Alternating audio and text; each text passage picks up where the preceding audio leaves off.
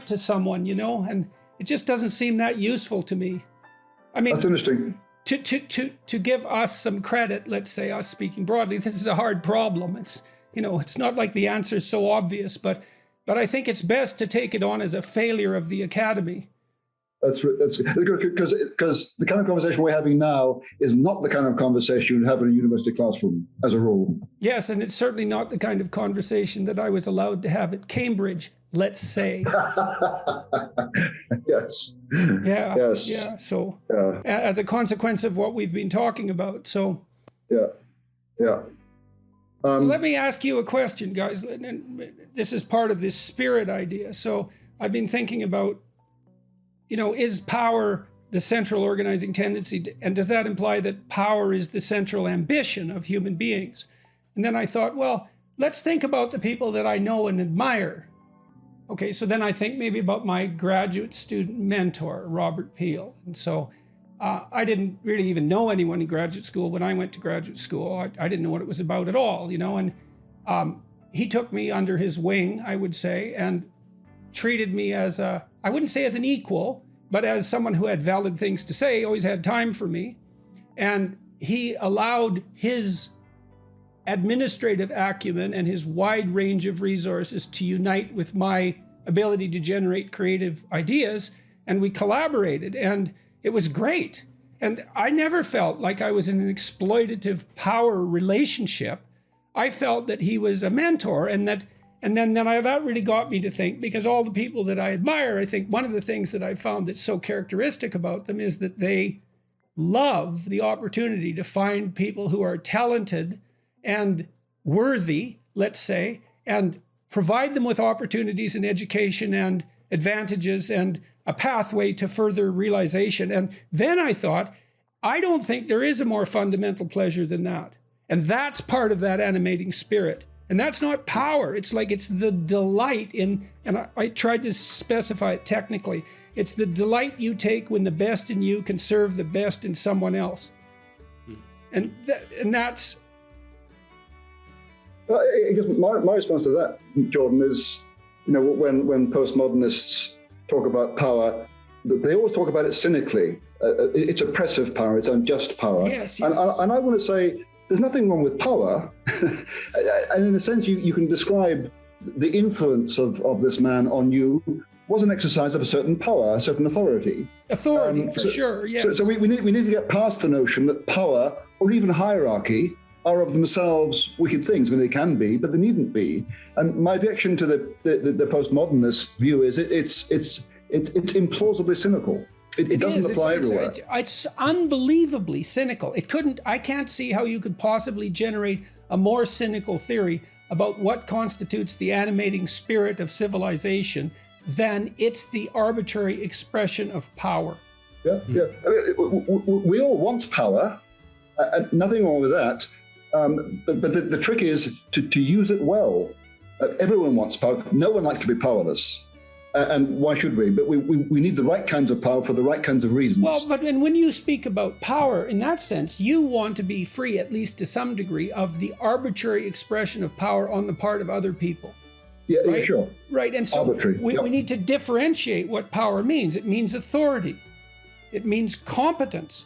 It means a wider range of knowledge. It means wider access to resources. It means wisdom. Like those, it means competent and productive generosity. And those are much more powerful forces than the arbitrary expression of power. And that it's only people who are failures morally that default to the use of power to structure their social relations. Like, I can't see, and I haven't seen this argument put forth in a particularly coherent way. It's like, what are you saying? It's arbitrary power. Like, arbitrary power is actually a weak force in comparison to these other modes of social organization. And somehow we've been taken aback in the academy. We haven't been able to we're guilty. I think we're guilty, and that's part of it. And so the question is then, well, what are we guilty about? And why is that undermining our moral authority? Yeah. There's that old Latin tag, abusus non tollit usum, that abuse does not invalidate use.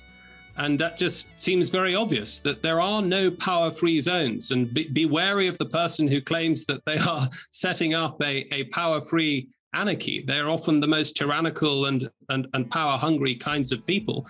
And I try with my first-year undergraduates, we work through Plato's Republic. And one of the ways traditionally it's understood, of course, it is a dialogue about justice, but it's about also the proper dispersal and arrangement of power.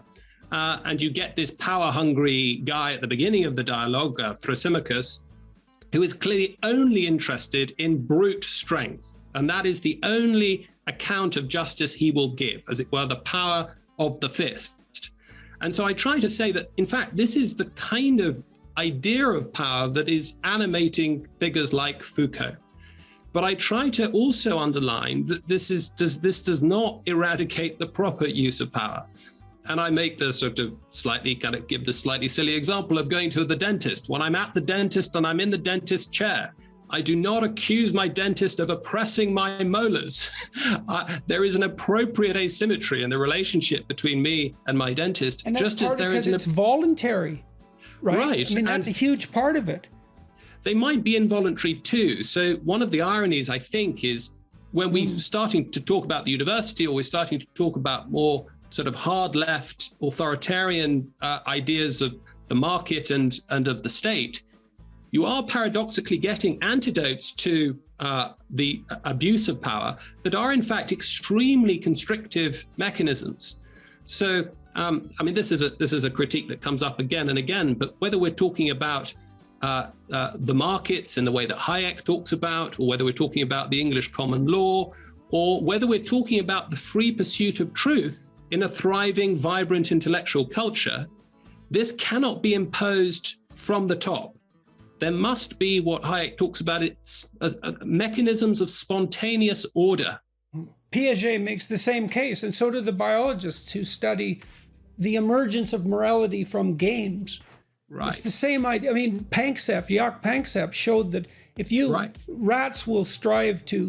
rats strive to play, they'll work to rough and tumble play, which you'd think would be an expression of power. And if you pair a rat with another rat that's 10% bigger, the 10% bigger rat will pin the smaller rat. And so you watch that once and you think, power. But then you pair them repeatedly. And the next time they meet, the little rat asks the big rat to play. And there's ways they do that. They kind of look like the way dogs invite to play. And then the big rat will deign to play.